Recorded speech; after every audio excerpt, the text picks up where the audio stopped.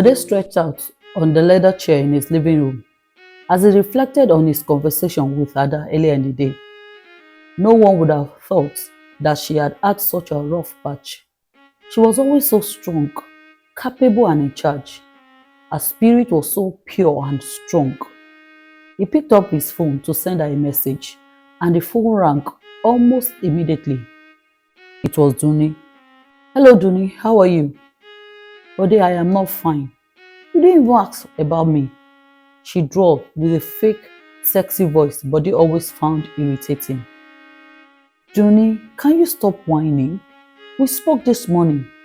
"So what do you mean when you say I didn't ask? You forgot we were supposed to go to Bode's birthday today."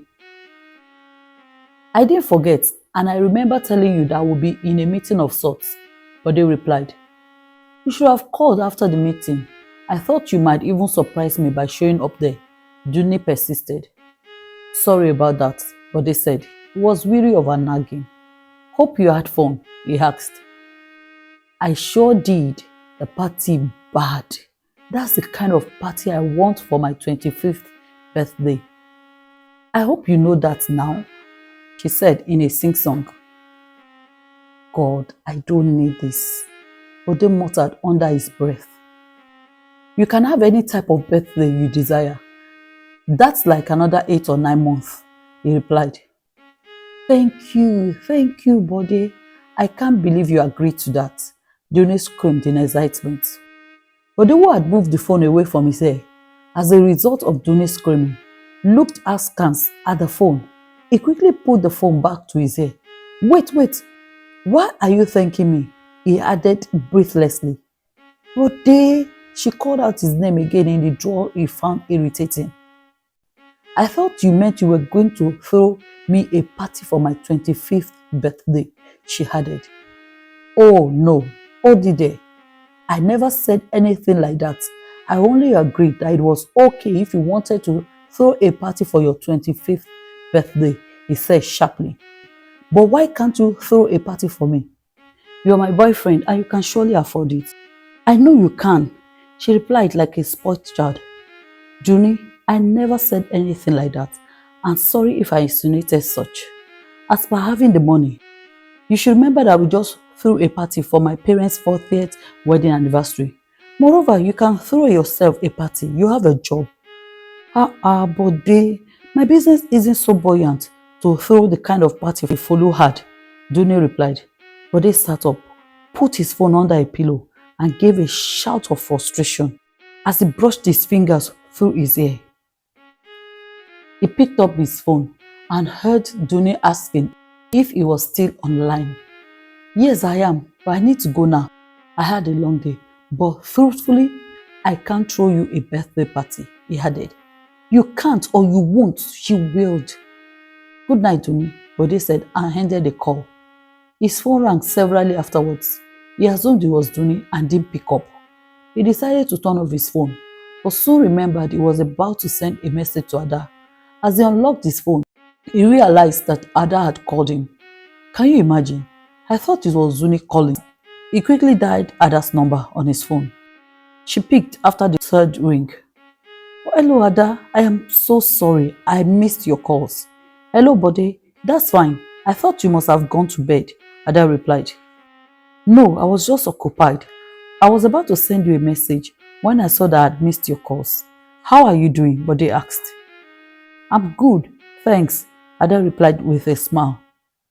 "You know, I actually felt so much better speaking with you today, and I wanted to say thank you for the listening here." "You're welcome. It was my pleasure. I just want you to know that I'm just a phone call away whenever you feel like sharing," Bode added. "I will remember that," she replied with a smile in her voice. "Have you been able to come up with a plan for the trainees?" he asked. "Not yet, but I believe God will grant me wisdom," she replied. They chatted a little more before disconnecting.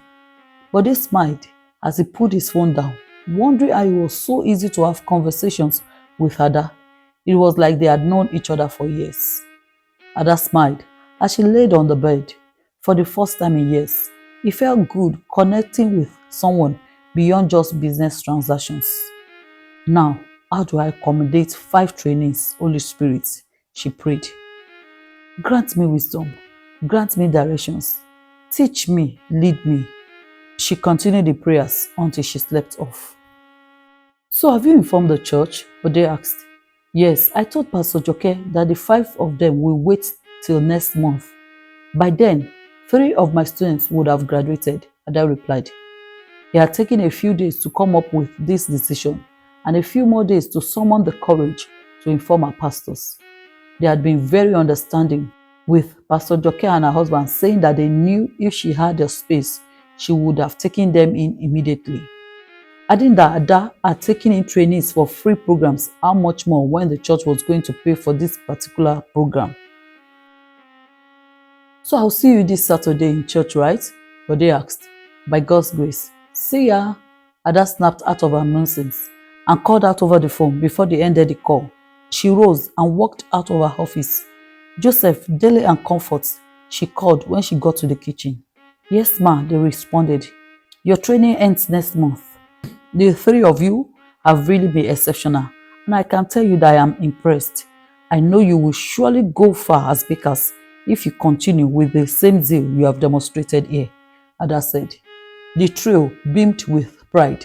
After all, it wasn't common to have Madam Ada compliment you. She was a perfectionist. For your graduation, I am ready to issue you your certificates, but I know most of you want a ceremony. They all responded in the affirmative. I understand, even though I don't agree entirely. The manager will work that out with the 3 of you. I don't wish to put burdens on anyone. Just provide food and drinks for your guests and the staff, Ada added. Thank you, madam, they all responded almost in unison. I hate to see you go, but life is all about progress. Thank you for being dedicated and following through with the training. Some never finish, while some didn't fully grasp what they were taught. But the 3 of you are exceptional.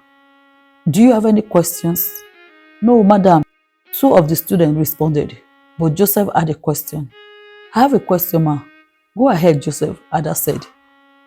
Does that mean we do not get the list of items that are given in other training institutes? I have never believed in such things. Why will I collect so much from students that are about to start off their career? Left to me, I can give you your certificates today. Just provide the refreshments for your guests and the bakery staff, and you are good to go, Ada said with a beam of smile. Her statement elicited cheers from the students in the kitchen. Tola clapped for joy, jumped and clapped her hands on her chest in excitement. Oh, that's why you are my role model, Madam Ada, she added. This elicited mock coughs from some of the occupants in the kitchen. Ada smiled at Tola and thanked her. She left immediately afterwards. Once Ada left the kitchen, the students teased Tola. Tola, but why are you like this?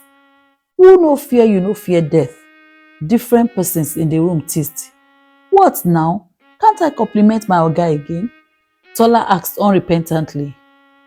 No be you say somebody was Ada's mentee which day? Even though, I called her my role model now. If she wasn't my role model, would I be in her training institute? I beg you people should leave me, oh, she exclaimed as she turned and started dancing mockingly, even though there was no music. I swear this girl a vampire, Dakpo exclaimed. Everyone in the kitchen burst into laughter. Saturday came, and Bode and Ada didn't meet until the end of the program for the day. As soon as Ada ended her session with the catering trainees, she noticed Bode standing by the door. Hey Bode, how was your class? She asked excitedly. He walked in as the student left. It was good, and yours? Bode asked with a smile. It was quite interesting. How is Oasis Bakery doing? No Wambe today? He asked jokingly. Just a small get-together. I'm sure my staff can handle it. Madam CEO, he replied, tongue in cheek. She looked up at him in askance. Which one is CEO? She asked with a shrug. Now, the boss lady shouldn't be addressed as CEO or CEO, he said, laughing. Ada joined him in laughter. You're a mess, Alaye, she replied. Come, who taught you Yoruba? Do you even know the meaning of what you just called me? Bode asked. I called you Alaye with my full chest. If you are not one, You wouldn't come up with such a title for me.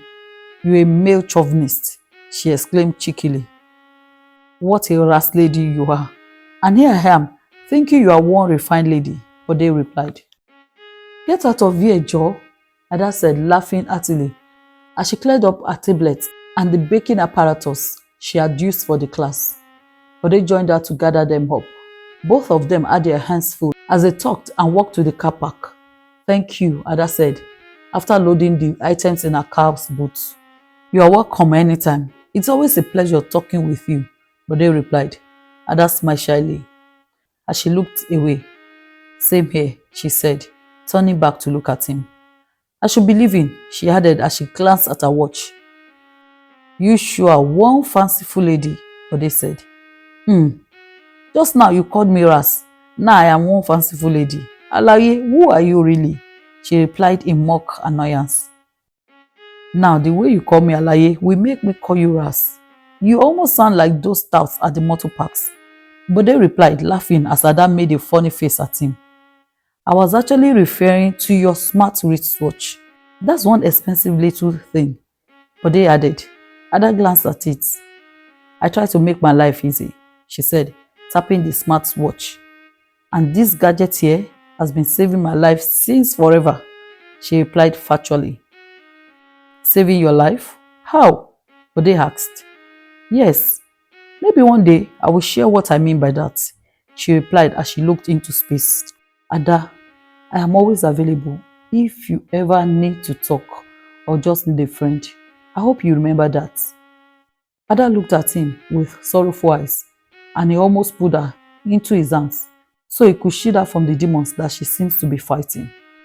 No, I have no friends, she asked with a voice that almost choked on the words. Do you? He asked. But they couldn't resist holding her, and so he gently pulled her into his arms for a gentle embrace.